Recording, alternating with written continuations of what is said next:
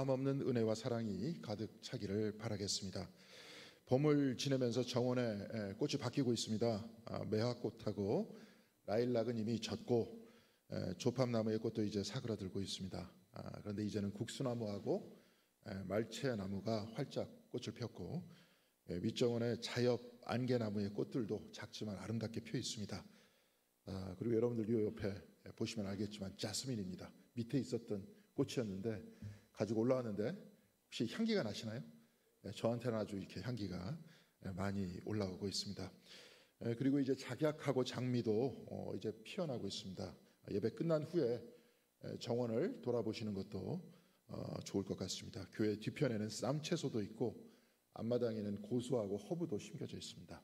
다음 주쯤에는 필요하신 분들은 가져갈 수 있을 것 같습니다.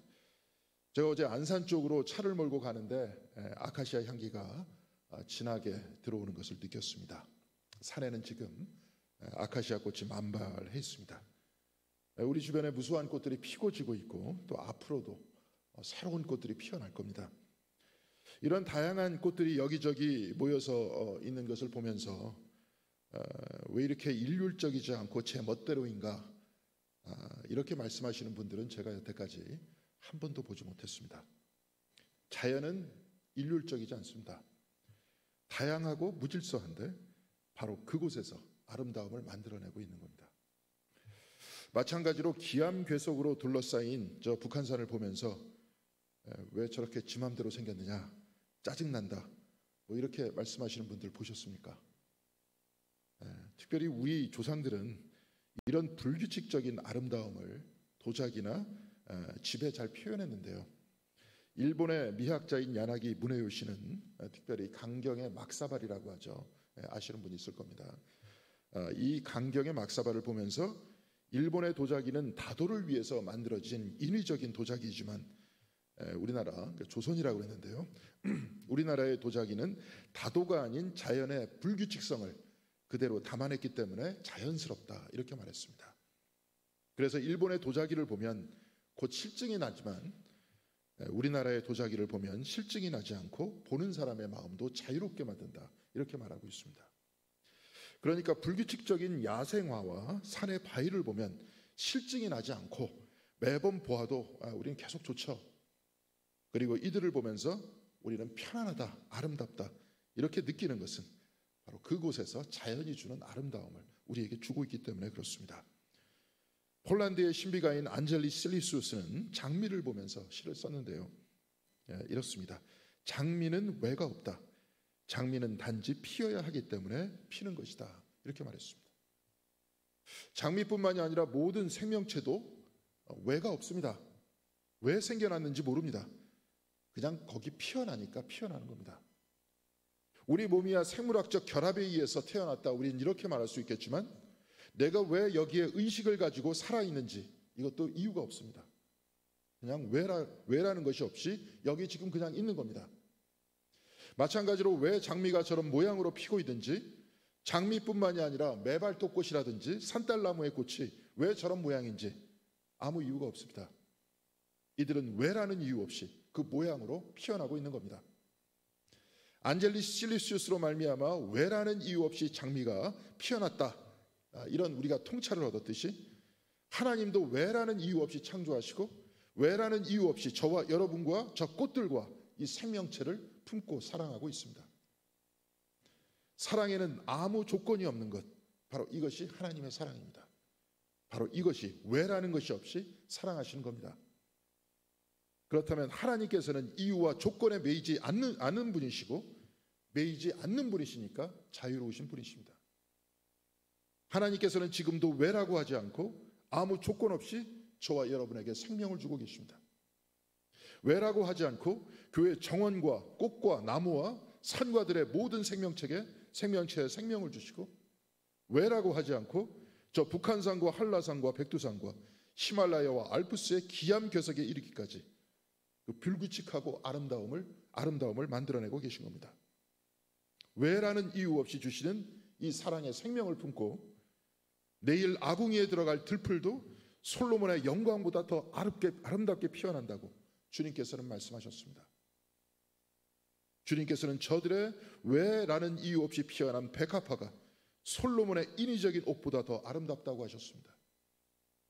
사실 원문에는 백합화가 아니라 그냥 야생화입니다. 들꽃입니다. 이스라엘 광야에 피는 평범한 들풀인데 그 작은 들풀이 사람의 인위성이 들어간 화려한 옷보다 더 아름답다 하신 것입니다. 왜라고 묻지 않고 창조하시는 하나님의 사랑을 받아 왜라고 묻지 않고 내일 아궁이에 들어갈지라도 아름답게 피어있는 그 들꽃은 그래서 하나님과 더 가깝다라고 주님께서는 우리에게 가르치셨습니다. 그런데 우리는 이 꽃들과 같이 충만하고 아름다운 삶을 살고 있습니까? 사실은 그렇지 않습니다. 우리 사람의 특징은 오늘의 찬란함을 자꾸 뒤로 미룬다는 데 있습니다. 오늘 내가 해야 할 일들이 있고 이 즐거움과 기쁨이란 나중에 느끼고 경험해도 된다고 그렇게 생각하고 있습니다. 그렇지 않습니까? 그런데 문제는 나중이라는 것은 영원히 오지 않는다는 데 있습니다. 인터넷에서 책을 판매하는 알라딘이라는 회사가 있죠. 이 회사에서는 작년 12월에 죽음에 관한 책을 사면 사은품을 주는 행사를 했습니다.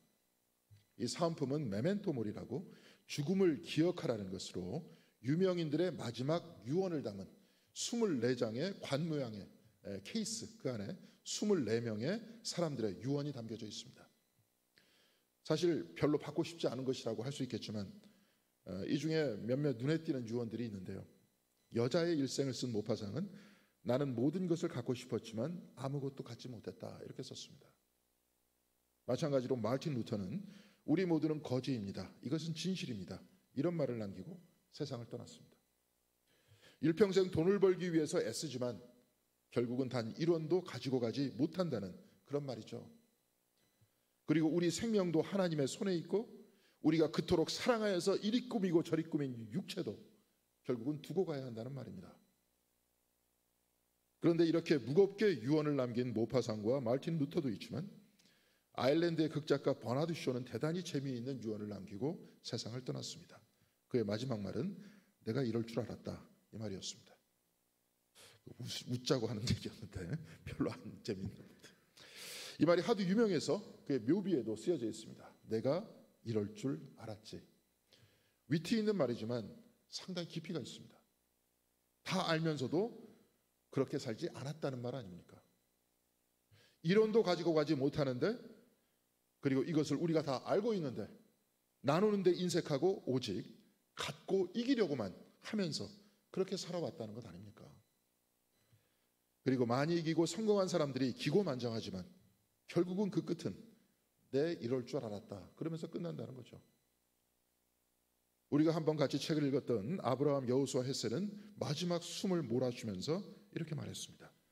하나님께서 긍휼하신 것 같이 우리도 긍휼하자. 영어로 긍휼이나 자비를 뜻하는 컴패션, 이 컴패션이란 글자 그대로 보면 같이 아파하는 겁니다. 복음서에서 예수께서는 사랑이라고 하셨는데 사실 주님께서 말하시는 이 사랑이라는 본뜻은 긍휼함입니다. 마치 들의 백합화가 오늘 충만하게 피어있듯이 사람도 긍휼했을 때 다른 이들의 아픔에 같이 아파하고 눈물에 같이 눈물을 흘릴 수 있는 그 사람이 그렇게 살아있을 때 바로 그 사람이야말로 충만하게 살아가는 사람이다 이렇게 말하는 거죠. 많은 유언들과는 달리 그는 깨달아서 후회한 바가 아닌 선언적인 유언을 남겼지만 아브라함 여호수아 헷셀 역시 충분히 나 자신도 긍휼하지 못했다고 하는 회한도 그 유언 안에 담겨져 있습니다. 우리 인생은 하나님의 긍휼하심 곧 당신의 사랑하심 안에 있으니 우리도 사랑하여 하나님과 동행하고 또한 모든 사람들과 같이 동행하자. 이것이 인생에 있어서 유일한 의미다. 이게 이제 헷셀의 유언이죠. 이런 사람들의 유언을 살펴보면 그 안에 자기 인생에 대한 후회가 담겨 있다는 것을 알 수 있습니다. 모파상은 나는 모든 것을 갖고 싶었지만 아무것도 갖지 못했다라고 했죠. 모든 것을 갖고 싶었지만 사실은 다 헛되고 헛되다 이 말입니다. 루터도 인간은 다 거지일 뿐이라고 그의 삶 속에서 분명히 다짐했겠지만 죽음의 순간에는 이를 뼈저리게 깨달았을 것입니다. 호스피스에 일평생을 헌신했던 엘리자베스 퀴블러 로스는 수많은 사람들의 죽음을 지켜봤는데요. 그도 거의 대부분의 사람들은 죽음 앞에서 자기 자신의 삶을 후회했다 이렇게 말하고 있습니다. 이들을 통해서 깨달은 퀴블러로스는 특별히 시간이 많이 남아있다고 생각하는 그 젊은 사람들에게 이렇게 글을 쓰고 있습니다. 인생 수업이라는 책의 글인데요. 청춘은 순수의 시기인 동시에 무지의 시기입니다. 아름다운 시기이면서 동시에 고통스러운 자의식의 시기입니다. 모험의 시기이면서 또 그만큼 어리석음의 시기입니다. 많은 이들에게 젊은 시절의 꿈은 늙은 시절의 후회가 됩니다. 삶이 끝나가기 때문이 아니라 그 꿈을 살지 못했기 때문입니다. 멋지게 나이가 들어간다는 것은 하루를 그리고 하나의 계절을 온전히 경험하는 것입니다. 진정으로 삶을 산다면 우리는 후회를 가져다 주는 삶을 살지 않을 것입니다. 퀴블러로스는 거의 대부분의 사람들이 야망을 이루고 이를 성취한 것이 행복하다고 생각하고 있지만 실상 거의 모든 사람들은 오히려 야망을 쫓아가던 그 자기 자신의 삶을 후회한다고 말하고 있습니다.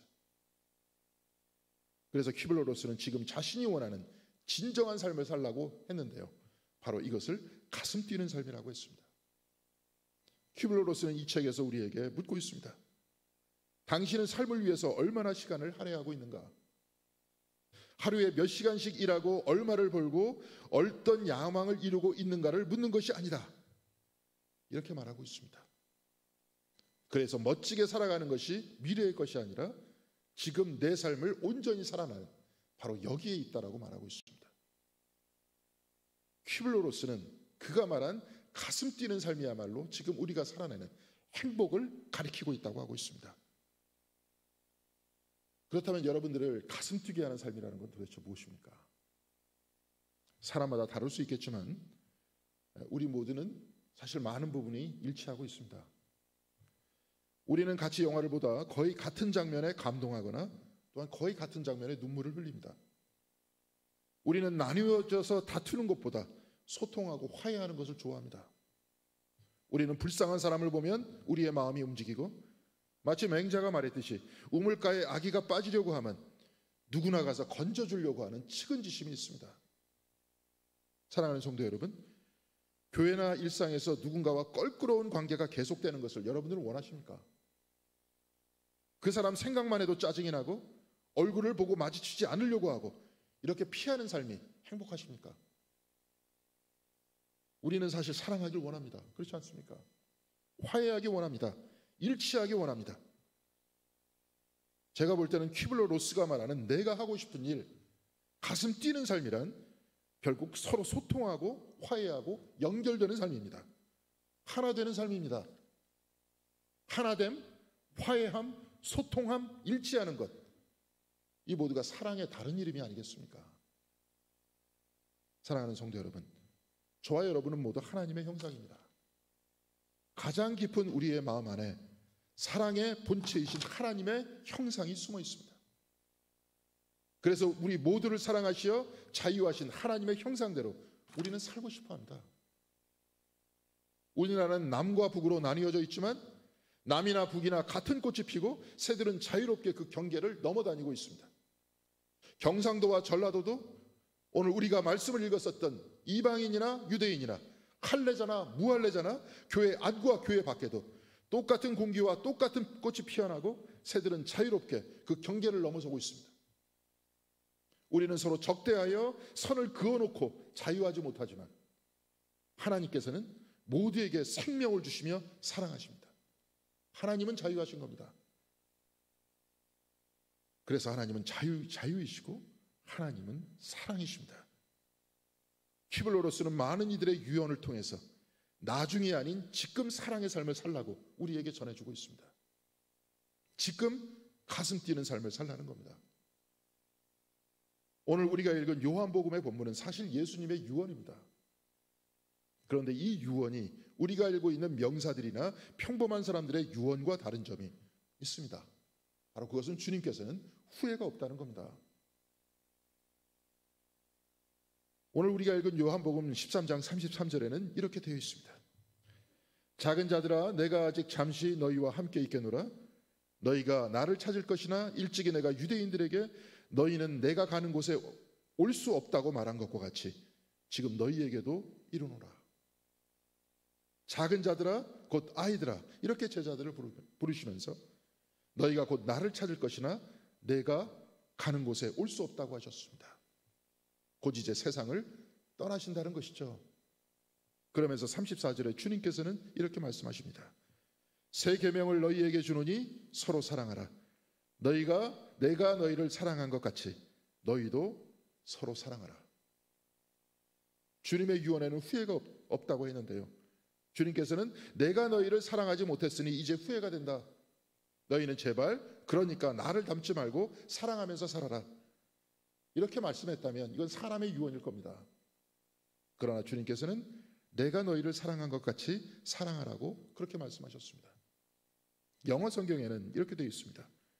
Just as I have loved you, you also should love one another. Just as I have loved you. 현재 분사입니다. 과거로부터 지금까지 쭉 사랑해왔다, 이 말씀입니다. 과거로부터 지금까지 곧 제자들을 부르시고 지금까지 사랑해왔다는 말씀인데요, 오늘 이 본문의 말씀의 상황을 보면 주님께서 이렇게 말씀하시기가 대단히 힘든 시기였습니다. 오늘 우리가 읽은 본문 13장 31절에 그가 나간 후에 이렇게 시작됐는데요, 여기서 그라고 말하는 것은 가룟 유다입니다. 요한복음 13장 30절에는 이렇게 기록되어 있습니다.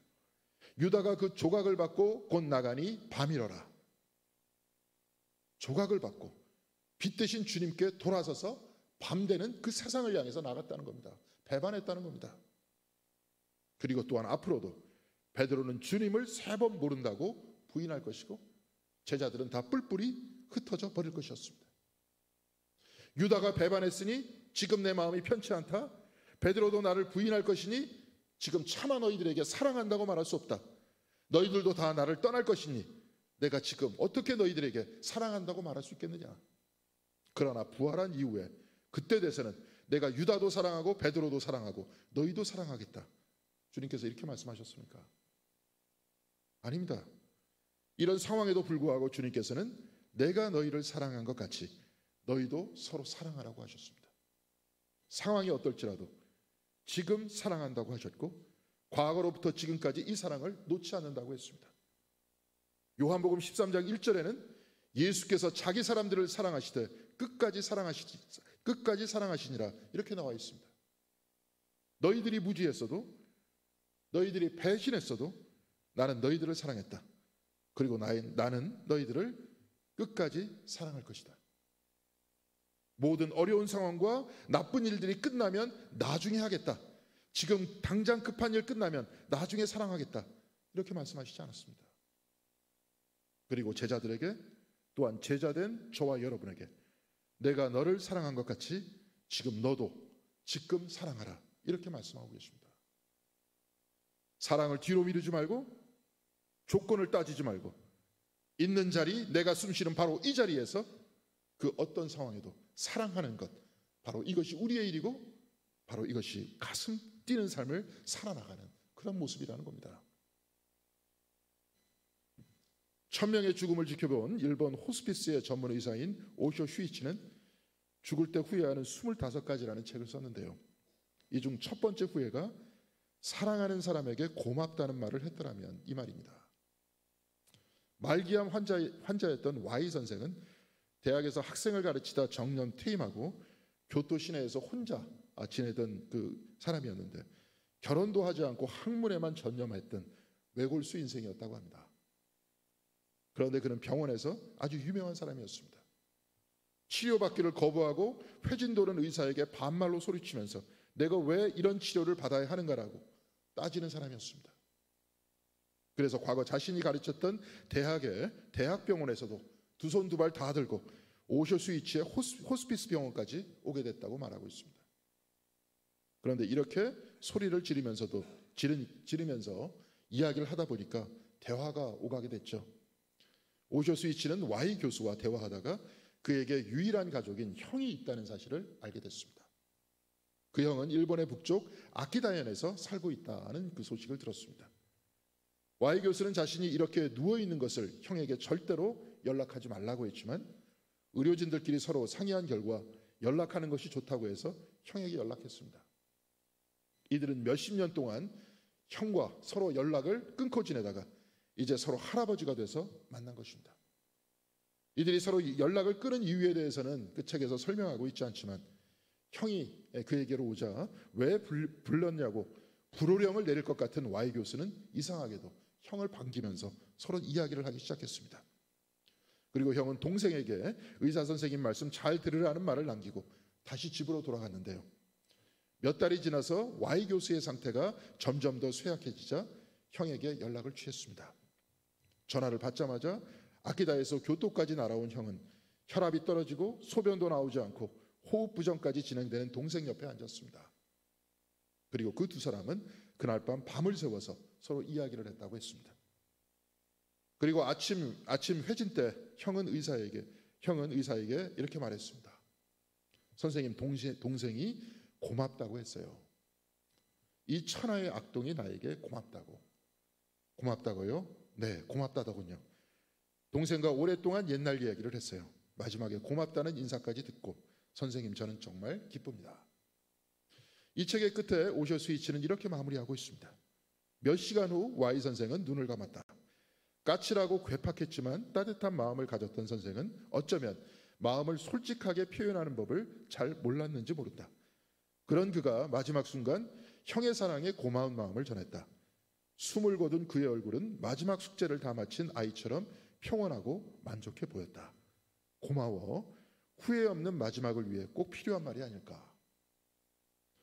시골에서 도시로 올라와서 혼자 공부에만 매진하다 가족과 멀어지고 혼자 살다 보니까 오해도 쌓이고 이러다 보니까 가족과 소통이 중단됐습니다. 가족과 담을 쌓은 Y 교수는 많이 힘들었을 겁니다. 그런데도 그런 감정을 숨기고 남에게 강한 척하면서 호통치면서 살아왔던 겁니다. 그런데 마지막 순간에 형을 만나고 이들이 서로 미워하던 그 담이 무너졌습니다. Y 교수는 사실 형을 사랑했고 가족을 만나고 싶어 했던 겁니다. 그런데 이 감정을 숨기다 보니까 오히려 가족을 미워하는 것 같이 되어버렸던 거죠. 그러나 그런 마지막에 그가 하고 싶은 마지막 말을 남기고 세상을 떠났습니다. 사랑하는 사람에게 고마워라는 말을 남기고 떠난 겁니다. 다행히 화해하고 세상을 떠난 그의 얼굴은 편안해 보였지만 사랑하는 사람에게 고마워라고 말하는 것도 죽기 전에 하는 것보다 바로 지금 하는 것이 맞지 않습니까? 주님께서 내가 너희를 사랑한 것 같이 서로 사랑하라고 하셨습니다. 조건과 이유를 붙이고 나중에 하겠다 하지 말고 너희도 지금 서로 사랑하라 이렇게 말씀하시는 겁니다. 지금 사랑하여 지금 자유로워지고 지금 가슴 뛰는 열정적인 삶을 살라고 하신 것이 아니겠습니까? 신앙생활도 나중에 시간이 있으면 하는 것이 아니고 지금 하는 겁니다. 그래서 여러분들도 지금 이곳에 나와서 예배드리고 있는 겁니다. 기도도 지금 하는 겁니다. 찬송도 지금 하는 겁니다. 그래서 세상 안에서 지금 하나님과 동행하는 삶을 살아내는 겁니다. 사랑하는 성도 여러분, 우리도 가족에게, 자식들에게, 부모와 형제들에게, 그리고 교우들에게 지금 사랑한다, 지금 고맙다고 말하시는 여러분들이 되시길 바랍니다. 지금 고맙다고 하고, 지금 격려하고, 지금 힘내라고 하고, 지금 환영한다고 하고, 또한 지금 성도님을 위해서 기도한다고 하고 실제로 기도해야 합니다. 그래야 가슴 뜨거워지는 삶을 살아낼 수 있는 겁니다. 주님께서는 지금 하라고 하십니다. 지금 사랑하라고 하십니다. 그래서 이 소중한 인생이라는 선물을 나중으로 미루기만 하는 그런 피산적인 인생을 살지 말고 지금 서로 사랑하여서 지금 이 자리에서 천국을 살라고 말씀하시고 계십니다. 지금 서로 사랑하여 우리 일생이 가슴 뛰는 삶이 되시고 여러분의 가정과 우리 공동교회가 가슴 뛰는 가정, 가슴 뛰는 교회가 되기를 주님의 이름으로 간절히 기원드리겠습니다. 기도하시겠습니다. 사랑과 은혜가 충만한 하나님 감사드립니다. 우리 모두에게 매 순간마다 매 초마다 끊임없이 생명을 주고 계시고 하나님의 사랑을 전달하고 계신데 우리는 우리의 생각 속에서 계획을 만들고 또한 우리의 야망을 만들어내면서 그 이후에 내가 원하는 이 사랑을 받아서 그 사랑 안에 살겠다라고 말하면서 여기까지 왔습니다. 그러나 주님, 오늘 말씀에서와 같이 내가 너희를 사랑한 것 같이 너희도 서로 사랑하라고 하신 이 말씀을 오늘 우리가 받았으니 오늘 우리가 사랑할 수 있도록 인도하여 주시옵시고, 오늘 우리가 충만하게 살 수 있도록 도와주시옵시며, 오늘 우리가 가슴 뛰는 삶을 살 수 있도록 도와주셔서 오늘 하나님 안에서 하나님과 함께 하나님과 더불어 사는 우리의 일생이 될 수 있도록 주께서 인도하여 주시옵소서. 저렇게 만발하게 펴있는 꽃들을 바라보면서 우리가 많이 배웁니다. 저 꽃들은 지금 이 순간에 아름답게 피어있고 지금 이 순간에 온 세상에 산소를 뿜어주고 있습니다. 우리도 지금 이 순간에 사랑하여서 돕고 주님과 같이 사랑하면서 살아갈 수 있는 저희들 될 수 있도록 인도하여 주시기를 바라오며 주 예수 그리스도 이름으로 기도드렸습니다. 아멘.